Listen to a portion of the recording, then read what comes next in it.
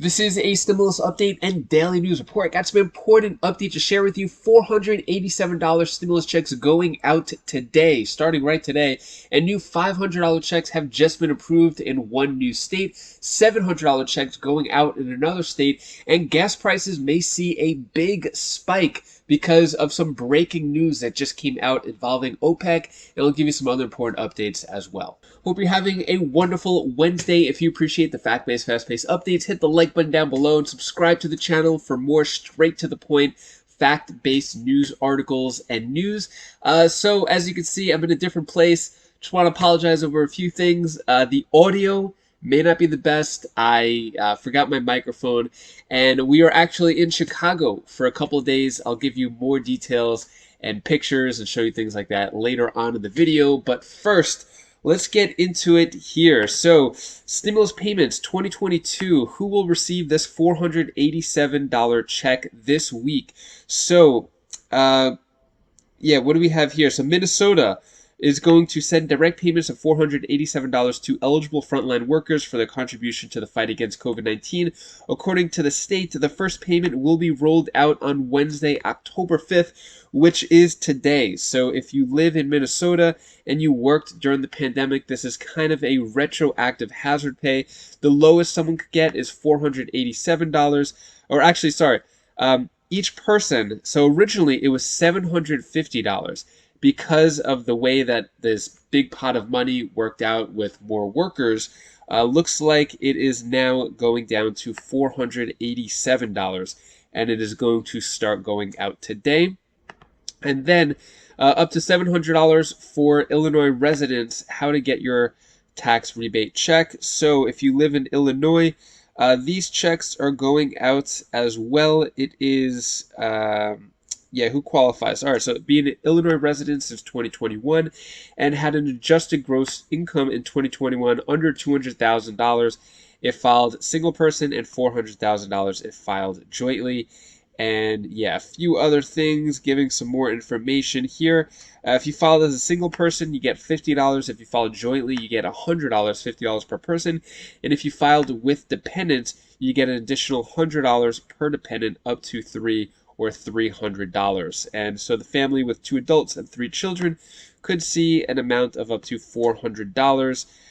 Yeah, and then also there's a property tax rebate, which is equal to the property tax you were qualified to claim in 2021 taxes, which is a maximum of $300. So that is going to come out to $700 if you fall under all those categories. At the lowest, it'll be $50 per person there. And then new checks just approved here. New Jersey passes revised version of $500 child tax credit. Here's who's eligible and when. So yeah, this is in New Jersey. And so yeah, looks like New Jersey State Assembly approved a revised version of this child tax credit on Monday, fixing an error in legislation. So yeah, $500 per child under the age of 6 going out to residents in New Jersey. Yeah, so that is, it was approved before, but I guess now it's reapproved. Yeah, they gave out more information on that. The credit will be $500 per child for families earning up to $30,000 a year, and the benefit decreases $10 for every $1,000 increase in family income until it reaches a minimum of $300 per child for a household of up to $80,000. So basically, yeah, $30,000, $80,000 there. And when it comes to gas prices, OPEC Plus production cut threatens gas price spike ahead of midterms. If you haven't heard about this, we could see a big spike in gas prices. And if we've learned anything over the past year, a big spike in gas prices means a big spike in everything else. So OPEC announces it will cut production by 2 million barrels a day, a move likely to send gas and oil prices back up. The decision comes after gas prices spiked in the U.S. in the summer and have trended downwards in recent weeks. So we've had record low gas prices, at least over the past year. Still, gas prices are still on the higher end, but much lower than they have been lately. But we could see much higher gas prices coming up. Take a look at this video clip explaining more.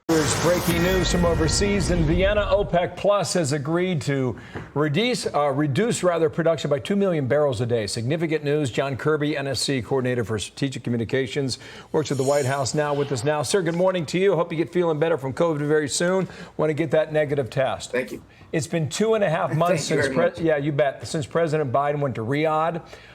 Was that trip a waste of time?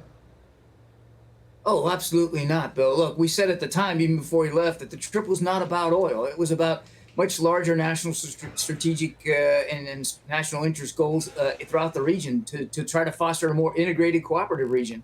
Now, look, we said that we would welcome an increase of production, and there was a small increase of production after that trip, and now they're adjusting back their numbers down a little bit here. OPEC Plus has been telling the world they're actually producing 3.5 million more barrels than they actually are.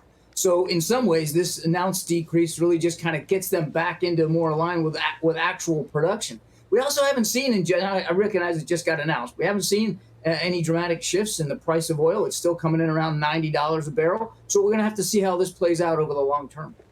The United States, under President Biden, has been releasing 1 million barrels of oil per day from our emergency strategic petroleum reserve. Apparently that irked the Saudis and possibly Putin as well, since Putin's very much involved in this. Is it in our national interest to be more independent when it comes to oil? We have the means to do so. Will President Biden reverse course and allow us to drill more? We absolutely do agree that we need to be less dependent on OPEC Plus and foreign producers of resources like oil. And that's why the president did increase the draws from the Strategic Petroleum Reserve to try to help stabilize this. This is a global market. And it's also why the president has issued more leases now, thousands more leases for drilling here in the continental United States that oil producing companies haven't taken advantage of fully. And it's also why the president is working so hard on clean energy solutions, because that's really the future. Well, you got to get the permits too. Yeah, you know, if Putin is leading the Saudis and others to reduce production, he's sticking it to us. And that's a problem for this administration, is a problem for all Americans who drive a car. Yeah. Meanwhile, in Ukraine, Putin is threatening nuclear weapons. From the Wall Street Journal today, Walter Russell Mead writes, Putin's nuclear threat is real. He goes on to write that Mr. Putin's armies are in headlong retreat across much of Ukraine. His support at home looks threatened, but the threat he poses to vital American interests must not be underestimated, and the threat that he will use nuclear weapons in Ukraine is real. How is this threat being taken at the White House? Do you believe it's that real, or do you believe it's just words?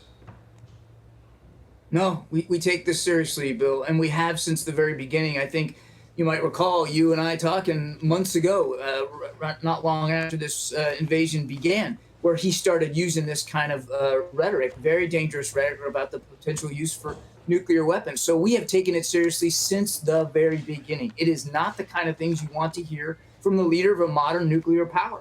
And we've been monitoring it as best we can, his nuclear posture, so that we can make whatever necessary changes we have to do. I can tell you that thus far, we've seen no indications that Mr. Putin has made a decision to use nuclear weapons or weapons of mass destruction inside Ukraine. And we have seen nothing that gives us pause to have to change our own strategic nuclear posture. So we're going to make sure that we've got the capabilities and the readiness in place to defend our national security interests and those of our allies in Europe against all threats. And that's where we remain today. One of those threats, you've got the threat from Putin, you've got the tests from North Korea, and you have Iran continuing to try to get a nuclear weapon. I mean, that's a lot of risk for the American people.